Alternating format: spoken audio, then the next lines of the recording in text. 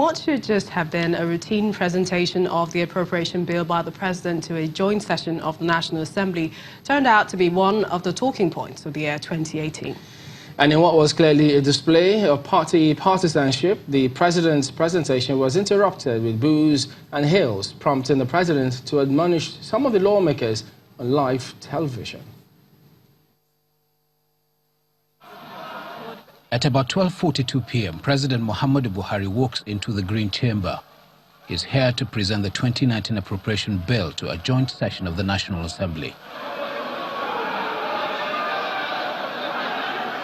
As he makes his way to his assigned seat, he is greeted by cheers, chants, protest songs and boos by lawmakers, with each side trying to outshout the other.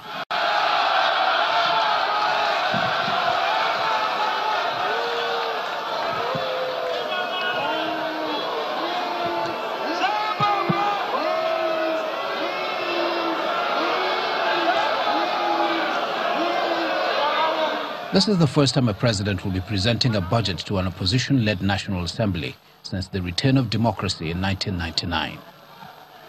There were early indications that it would not be business as usual, as some lawmakers in the House of Representatives had earlier threatened to boycott the budget presentation. The Speaker had to plead with his colleagues in a closed-door session. Some lawmakers are, however, determined to express their feelings.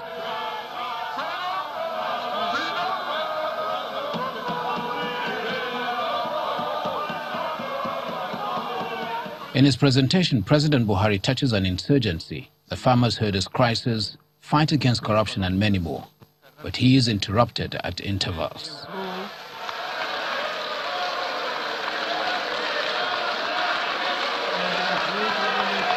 May I appeal to the honorable members that the world is watching us and we are supposed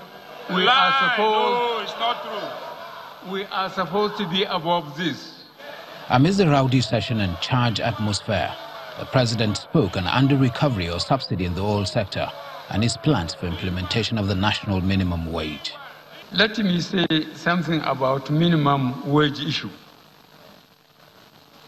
I am committed to addressing the issue of a minimum wage,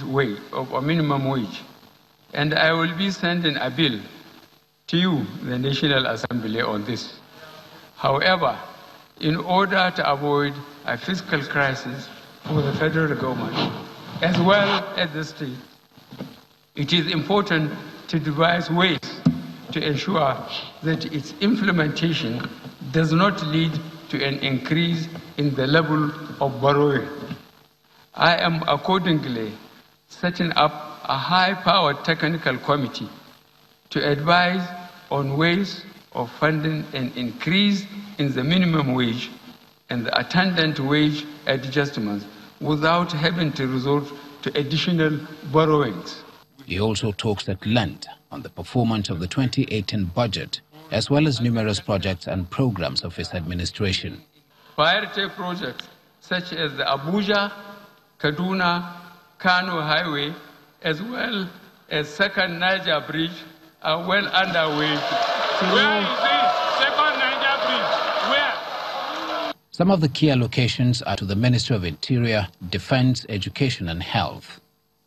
He said his government plans to increase broadband penetration in all the 774 local government areas in the country. There is also allocation for the amnesty program in the South-South, as well as take-off grant for North-East Development Commission. He then lays the 2019 budget estimate.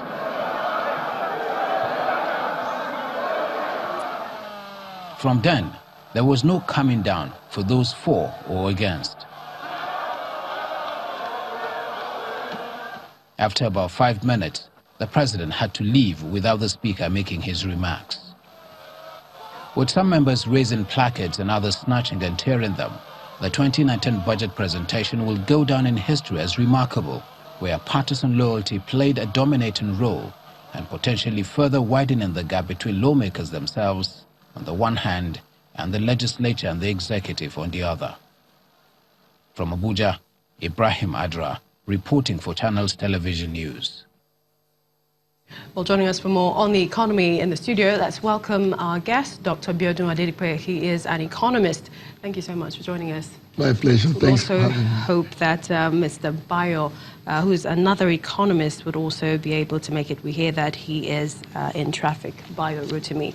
I mean, you've seen that report and what transpired, the new budget for 2019. But, you know, we're taking a review of 2018. How well did we do? I'm sure you'd agree that the presentation of that budget went better than the presentation of 2019. Well, certainly the presentation of the 2018 budget was quite better. We didn't have a rancorous house. And of course, we didn't also have a divided house. And that's a major issue when it comes to planning. Now, having been privileged to review federal government budget in Nigeria for close to 30 years now, one feels sad witnessing this sort of thing. And also having also been a senior economic advisor to the president of this country. It is really, really disheartening to see this kind of response. But be that as it may, the critical issues when it comes to a budget really is what are the assumptions. But before that, those assumptions, yes, I'm just wondering, the event that happened on that day of presentation, that's right. Does it take away from the seriousness of the event? Well, I will say the event seemed to position the budget as not a serious matter to the legislators. That's my candid view of it. So do you think that that's going to impact on how they consider the budget before it's been passed? Certainly. For example, the normal pattern over the years is that once the budget is presented, the next thing is for the National Assembly to set on the motion for its analysis and dimensioning, and thereafter invite various ministers and heads of ministry departments and agencies of government to come around, defend their presentations, and then have all those worked around. So there's even no talk about when that will commence. Yeah, because some of them have suggested that the budget this time came late. So if they're arguing that it came late, are we to expect a lot of hiccups before it's been passed this time? Well, really, to me, it shouldn't be a matter of budget coming late. We've seen that happen in history. Like I said, one has been privileged to be a watcher of this for so many years. So this is not the first time budget will be delayed in its presentation. And I can cast back to the early 90s, the late 80s, all right, in this same nation. So for me, the real seriousness we bring to this is to ignore the fact that it came a month or 2 months before you expected it. But in fact, for that reason, you want to expedite action on its review and dimensioning to come up with a new policy for the country. Let's look at that 2018. The parameters, how did we do?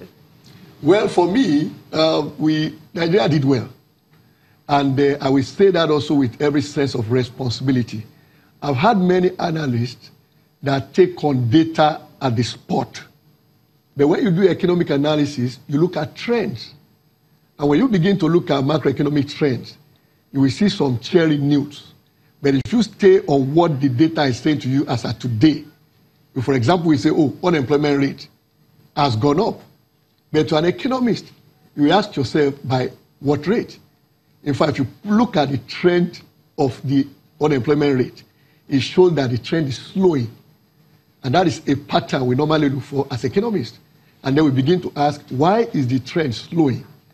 So then, what can we do more that will drive that until it now turns downwards? Isn't it supposed to be a combination of factors such that it will impact positively on the average person out there? Correct. Now, the way it works, the major index we use to measure the impact of the man on the street is what we call the mystery index. Okay? That mystery index has 4 elements. There is the unemployment rate that we just mentioned. There is inflation rate. There is also the lending rate. And of course, we bring in the GDP growth rate. So the whole idea then is that the unemployment plus inflation plus lending rate, if you bring in GDP growth rate, it is supposed to trade off and therefore reduce the level of mystery. But when that index is going up, unabatedly, then it points to you that people are feeling more miserable. So the real thing there is, if you look at each of these indices, Yes, they are high, but by all means, they are not the highest in the world.